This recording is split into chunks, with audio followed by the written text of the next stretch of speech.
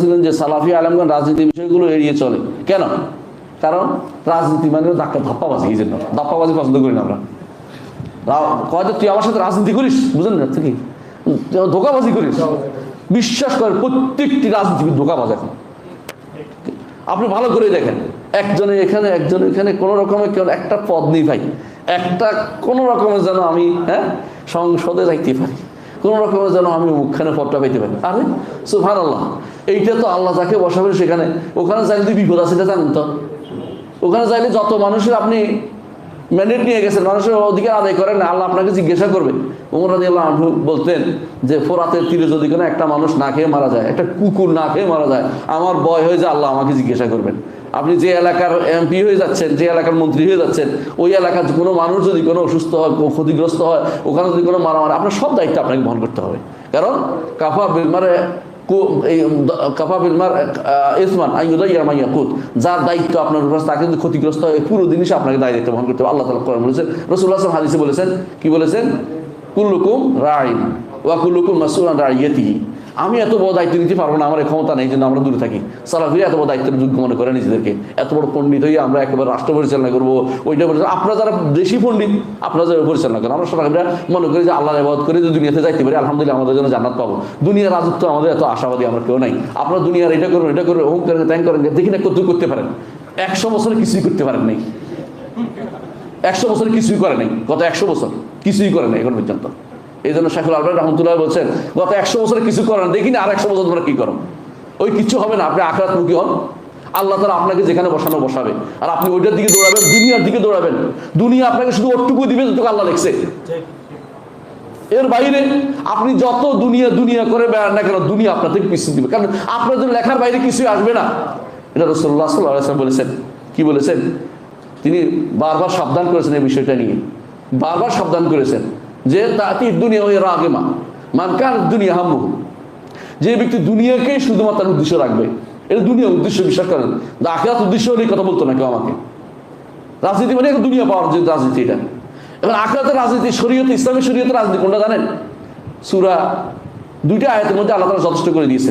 সূরা আল ইমরান, একটা হচ্ছে কি আতিউল্লাহ ওয়া আতিউর রাসূল উলি আমরি মিনকুম, এটা হলো আমাদের জন্য, শাসিতের জন্য। আতিউল্লাহ ওয়া আতিউর রাসূল উলি আমরি মিনকুম ফাইন তানাযাতুম ফি শাইইন ফারুদ্দুহু ইলাল্লাহি ওয়া রাসূলিহি কুনতুম তু'মিনুনা বিল্লাহি ওয়াল ইয়াউমিল আখির যালিকা খায়রুম ওয়া আহসানু তা'ওয়িলা। এটা কার জন্য?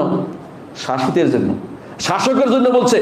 ইন্নাল্লাহা ইয়া'মুরুকুম আন তু'আদ্দুল আমানাতি ইলা আহলিহা। আল্লাহ তাআলা তোমাদের নির্দেশ দিচ্ছেন আমানত যেন প্রত্যেকের জায়গা পৌঁছায় দেয়। আমানত বুঝছেন?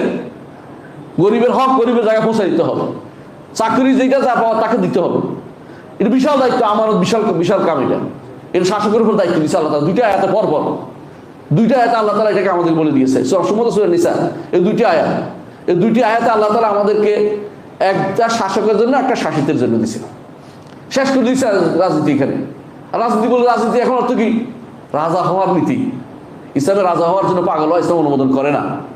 ইসলাম বলে যে আপনি আল্লাহর দাস হওয়ার জন্য কত তাড়াতাড়ি আপনি সেই দাসত্ব প্রকাশ করতে চেষ্টা করেন, ওইটা চেষ্টা করেন।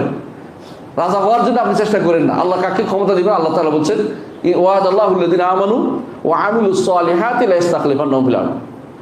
আল্লাহ তাআলা ঈমান আর আমল সালেহ থাকলে দুনিয়ার বুকে তাদেরকে সুপ্রতিষ্ঠিত করবেন। এর বাইরে আপনি ক্ষমতায় গেলেও থাকতে পারবেন না, কারণ ঈমান আমল সালেহ না হলে আপনার জন্য এই জায়গা আপনার প্রতিষ্ঠিত হয় না। এখানে আমরা পা এটা ডুবে যাবে। এখন পর্যন্ত পা শক্ত হয় না, এই মাটিতে আপনার পা শক্ত থাকবে না। প্রমাণিত হয়েছে। কেউ 1 বছর ছিল, কেউ 6 মাস পরে বলতেছে আমি তো ইসলাম প্রতিষ্ঠার জন্য আসি না, অর্থনৈতিক উন্নয়নের জন্য আসছি। রাশিদ গণবসী বলতেছে, তিউনিসিয়া রাশিদ গণবসী তুমি করতেছো এটা।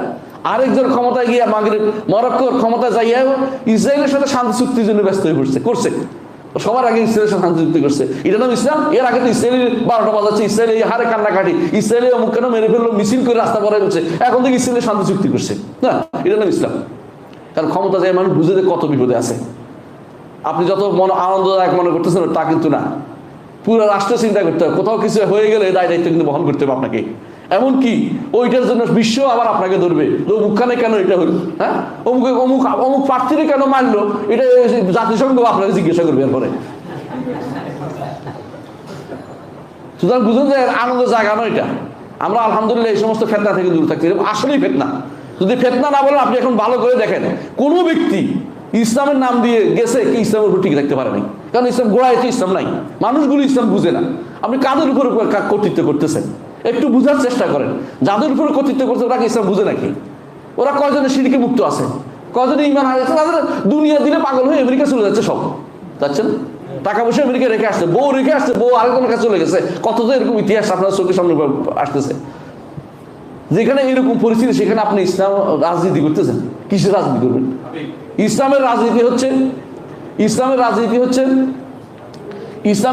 হচ্ছে ক্ষমতা যাওয়ার পরের রাজনীতি। ভালো করে বুঝেন, ইসলামের রাজনীতি কিসের? ক্ষমতা যাওয়ার পরে কিভাবে রাষ্ট্র চালাবে, এটা ইসলামের রাজনীতি।